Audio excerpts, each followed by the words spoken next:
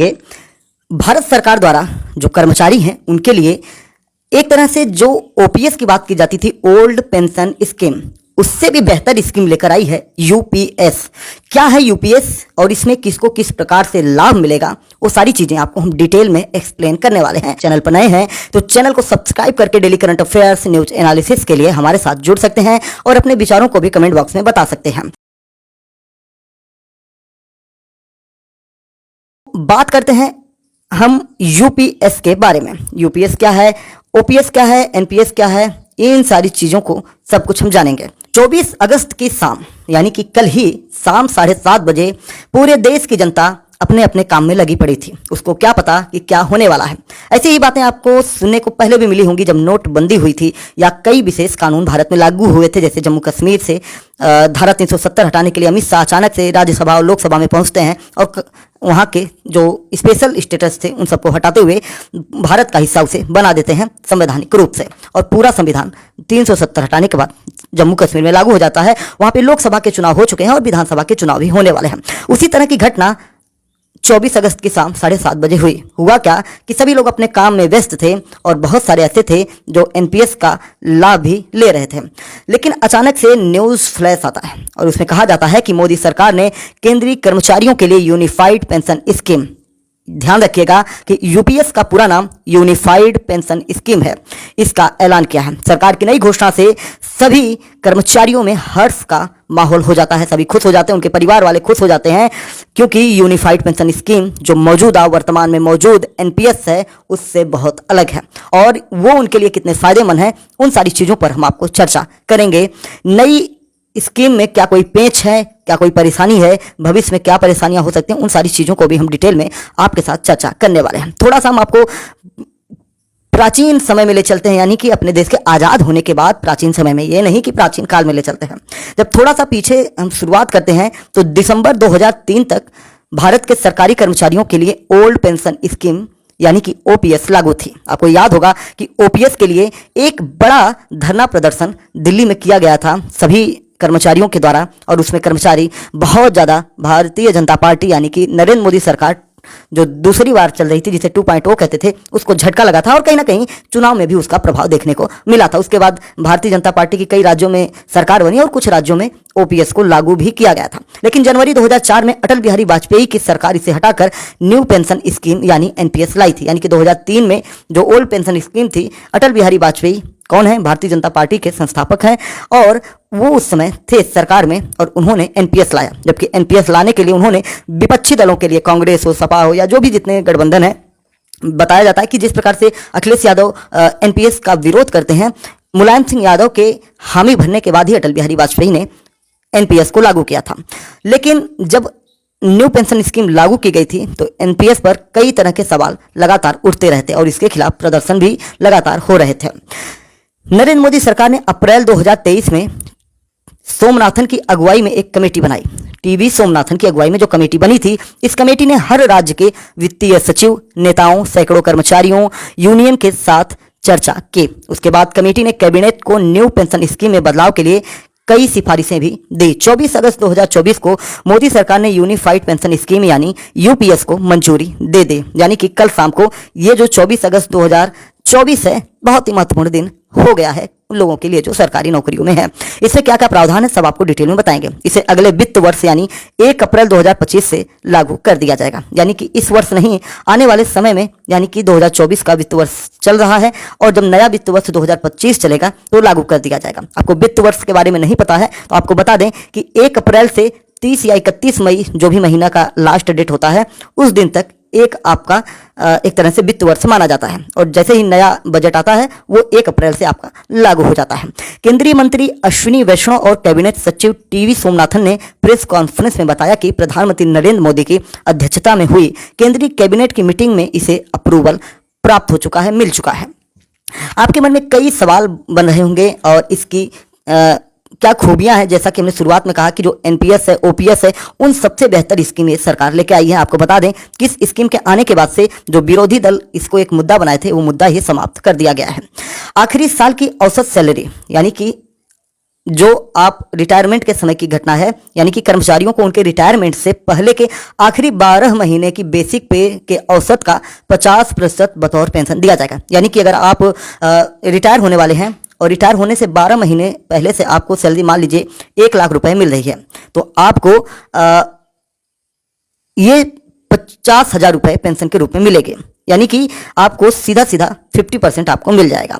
25 साल से अगर कम नौकरी कोई कर रहा है उसके लिए भी कुछ प्रावधान है, जैसे औसत बेसिक पे की 50% उन्हें मिलेगी जिन्हें नौकरी करते हुए 25 या उससे ज़्यादा साल हो चुके हैं।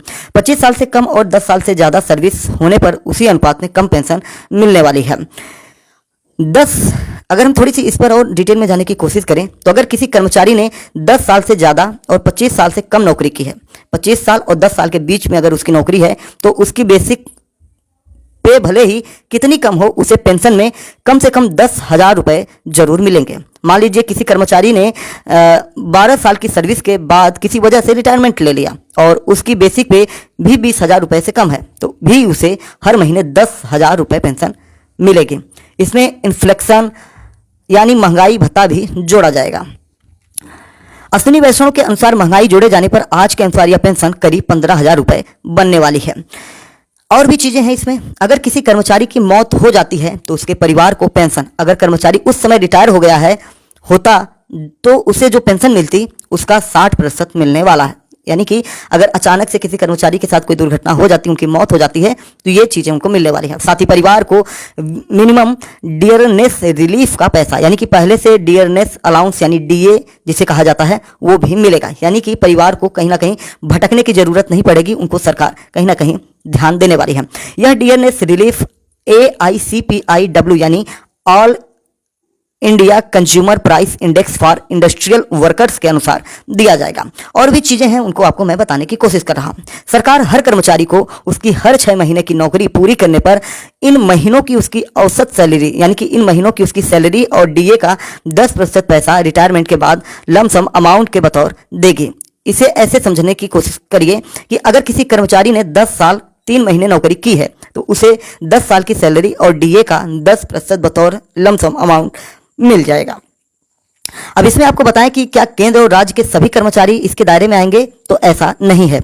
यूपीएस जो है अभी सिर्फ और सिर्फ केंद्रीय कर्मचारियों के लिए है। इन कर्मचारियों की संख्या करीब 23 लाख बताई जा रही है।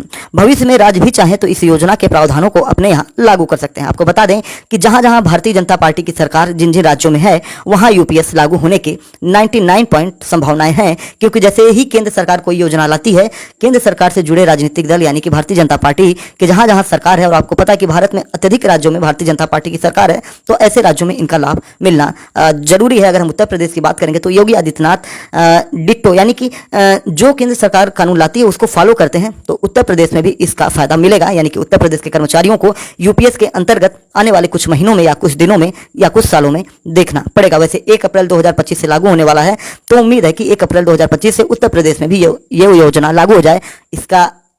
इसकी जो संभावना है इसलिए बढ़ जाती है कि आने वाले समय में उत्तर प्रदेश में विधानसभा के चुनाव भी हैं, तो इसका लाभ उत्तर प्रदेश सरकार को चुनाव में बहुत ही भारी मात्रा में मिलने वाली है। वैसे भी हमने आपको पहले भी बताया है, जो हमने एनालिसिस किया है, जो उत्तर प्रदेश की बातें, उसमें योगी आदित्यनाथ टॉप पर चल रहे हैं और तमाम सर्वे में पूरे भारत में टॉप मुख्यमंत्रियों में योगी आदित्यनाथ नजर आते हैं। राज्यों की बात कर रहे हैं तो केंद्रीय कर्मचारियों के लिए भी इसे अपनाने की बाध्यता नहीं है। अगर कोई कर्मचारी है, जैसे इसको हम डिटेल में समझें कि केंद्र मिलाकर, जैसे अगर सभी राज्य इसे अपना ले तो राज्य और केंद्र मिलाकर कुल 90 लाख कर्मचारी इसके दायरे में आ जाएंगे। यानी कि 23 लाख जो है केंद्र सरकार में है और बाकी भारत के जो राज्य में है सब मिला के 90 लाख कर्मचारी हो जाएंगे। केंद्रीय कर्मचारियों के लिए भी इसे अपनाने की बाध्यता नहीं है। अगर वे चाहेंगे तो उन्हें यूपीएस के तहत लाया जाएगा, वह एनपीएस के तहत ही अपनी पेंशन लेते रह सकते हैं। दिसंबर 2023 तक लागू ओपीएस में सरकार अपने खजाने से कर्मचारियों को एक तय पेंशन का भुगतान करती थी, इसलिए इसे कर्मचारियों के लिए एक सुरक्षित पेंशन स्कीम माना जाता था। कर्मचारी इसे बुढ़ापे की लाठी कहा करते थे। वाजपेयी सरकार ने खर्च का बोझ कम करने के लिए 1 जनवरी 2004 से एनपीएस योजना लागू कर दी, लेकिन इसका भी बड़े पैमाने पर विरोध हुआ। एनपीएस का विरोध करने वाले कर्मचारियों का तर्क था कि एनपीएस में के तहत पेंशन शेयर मार्केट पर निर्भर होती है। शेयर मार्केट में पेंशन का एक हिस्सा निवेश करने पर फायदा नहीं हुआ तो पेंशन कम हो जाएगी। साथ ही एनपीएस के तहत कर्मचारियों को सैलरी से पैसे कटवाना पड़ रहा था, जबकि ओपीएस में बिना पैसे काटे एक मुश्त रकम पेंशन मिल जाने वाली है। ओपीएस को परिभाषित लाभ पेंशन प्रणाली यानी कि डीबीपीएस भी कहा जाता है। वहीं एनपीएस को परिभाषित योगदान पेंशन प्रणाली यानी कि डीसीपीएस कहा जाता है। इसी बात में दोनों का मूल अंतर छिपा है। ओपीएस में लाभ है जबकि एनपीएस में योगदान है। एनपीएस क्या है? एक इन्वेस्टमेंट प्लान है। एनपीएस को सरकारी कर्मचारियों की पेंशन के साथ साथ एक इन्वेस्टमेंट प्लान की तरह शुरू किया गया। यह कहा गया कि निवेश के चलते कर्मचारियों को पेंशन की रकम में कुछ पैसा बढ़ाकर मिल सकता है। एनपीएस के तहत कर्मचारियों की सैलरी और डीए का 10% पैसा कटता रहता है और सरकार भी कर्मचारियों की सैलरी का 14% हिस्सा अपने पास से उसके फंड में जमा करती जाती है। इस फंड का एक हिस्सा कर्मचारी किसी भी समय निकाल सकता है। अगर फंड का 60% तक पैसा निकाला जाए तो उस पर कोई टैक्स नहीं लगता है। बाकी 40% पैसा एन्युइटी यानी कि सालाना पैसा निवेश करने का प्लान में निवेश कर दिया जाता है। चूंकि इस रकम का निवेश शेयर मार्केट में हो रहा है इसलिए बढ़ भी सकता है, घट भी सकता है। इस 40% रकम से में संभव घटाव बढ़ाव के बाद फंड में बची कुल रकम रिटायरमेंट के बाद एक नियमित आय के तौर पर कर्मचारी को मिलती रहती है। मतलब इस रकम से कर्मचारी की हर महीने एक पेंशन बन जाती है। ओपीएस की बात करेंगे तो एनपीएस के उलट ओपीएस में कर्मचारियों को पेंशन के लिए अपने पास से कोई रकम नहीं देनी होती थी। कर्मचारियों को सरकार के खजाने से अपनी आखिरी सैलरी का फिक्स 50% बतौर पेंशन मिलता था। साथ ही सरकार हर 6 महीने पर कर्मचारियों को महंगाई भत्ता भी देती थी जिसे एनपीएस के तहत बंद कर दिया गया था। ओपीएस के तहत जनरल प्रोविडेंट फंड यानी कि जीपीएफ भी मिलता था और ग्रेच्युटी की सीमा 20 लाख रुपए की थी। इससे केंद्र सरकार और राज्यों पर अतिरिक्त बोझ पड़ रहा था। हालांकि आंकड़े ये भी कहते हैं कि ओपीएस के तहत कुल कर्मचारियों में से 12% को ही पेंशन का लाभ मिलता था। बाकी 88% कर्मचारी पेंशन कवरेज से बाहर रहते थे। एनपीएस के तहत अब तक पेंशन देने के लिए कर्मचारी अपनी सैलरी का 10% पैसा कटवाते थे। यूपीएस के तहत कर्मचारी अभी भी 10% हिस्सा देते रहेंगे। हर 3 साल पर समीक्षा करके सरकार अपनी हिस्सेदारी में बदलाव भी कर सकती है, लेकिन कर्मचारियों की 10% की हिस्सेदारी में कोई बदलाव नहीं किया जाएगा। मेडिकल रिम्बर्समेंट और एरियर में कोई बदलाव नहीं किया गया है। यह दोनों फायदे एनपीएस के तहत भी उसी तरह दिए जा रहे थे जिस तरह ओपीएस में दिए जाते थे। हर महीने तय पेंशन की मांग के चलते सरकार ने सैलरी की 50% रकम को बतौर पेंशन हर महीने देने की बात कही। यह प्रावधान ओपीएस की ही तरह है। ग्रेच्युटी और जनरल प्रोविडेंट फंड को लेकर यूपीएस में अलग से कोई घोषणा नहीं की गई है। हालांकि यह कहा जा गया है कि हर 6 महीने की सर्विस पूरी होने पर कुल सैलरी और डीए का 10% जोड़कर आखिर में एक लमसम अमाउंट दिया जाएगा। ग्रेच्युटी को भी लमसम अमाउंट ही कहा जाता है, यानी कि लगभग। सरकार पेंशन के लिए कर्मचारियों को वेतन का 14% पैसा अपने पास से देती थी। अब सरकार ने अपनी हिस्सेदारी 14% से बढ़ाकर 18.5% कर दी है। एनपीएस के तहत कर्मचारी की मृत्यु के बाद घर वालों को मिलने वाली पेंशन की रकम तय नहीं थी। अब यूपीएस के तहत इसे पेंशन का 60% दिया गया है। साथ ही कम सर्विस वाले कर्मचारियों के लिए मिनिमम पेंशन के तहत 10,000 रुपए भी तय कर दिए हैं। डॉक्टर सोमनाथ ने बताया है कि कर्मचारियों को एरियर का पैसा देने के लिए 800 करोड़ रुपए मंजूर हुए हैं। वहीं पेंशन देने के लिए सालाना पैसा मंजूर किया जाएगा। फिलहाल साल 2024-25 के लिए सरकार ने 6,250 करोड़ रुपए मंजूर किए हैं। यह खर्च आगे हर साल बदल भी सकता है। National movement for old pension scheme यानी कि एनएमओपीएस के राष्ट्रीय अध्यक्ष विजय बंधु का कहना है कि अगर सरकार यूपीएस का विकल्प दे सकती है तो फिर ओपीएस का विकल्प देने में सरकार को क्या दिक्कत है। यदि यूपीएस में बेसिक पे का 50% दे सकते हैं तो ओपीएस में भी 50% ही देना होता है। नाम बदल देने से काम नहीं बदलता। अभी तक एनपीएस की तारीफ की जा रही थी, अब यूपीएस की, जबकि सच है कि ओपीएस ही सामाजिक सुरक्षा का कवच है, बुढ़ापे की लाठी है और लाखों कर्मचारी ओपीएस की ही मांग कर रहे हैं। खैर, सरकार की अपनी एक तरह की पॉलिसी होती है, हर गवर्नमेंट की अपनी पॉलिसी होती है। उसे जब लगता है कि ये कहीं ना कहीं योजना लागू करनी चाहिए तो क्या करती है, नामों में थोड़ा सा परिवर्तन करती है, क्योंकि वो डायरेक्ट प्रदर्शनकारी हुए या कोई विरोधी दल हुए उनको इसका लाभ नहीं देना चाहती है। नाम चेंज करने से फायदा ये होता है कि एक नई योजना के तहत वो कार्यक्रम चलता है और उसका लाभ वो अपने स्वयं के राजनीतिक कैरियर के लिए कर सकते हैं और अपने जनमानस में अपनी एक तरह की उपलब्धता को दिखा सकते हैं। और इसीलिए ओपीएस में थोड़े से बदलाव करके नया आपको यूपीएस दे दिया गया है। उम्मीद है कि सारी चीजें आपको डिटेल में समझ में आई होंगी।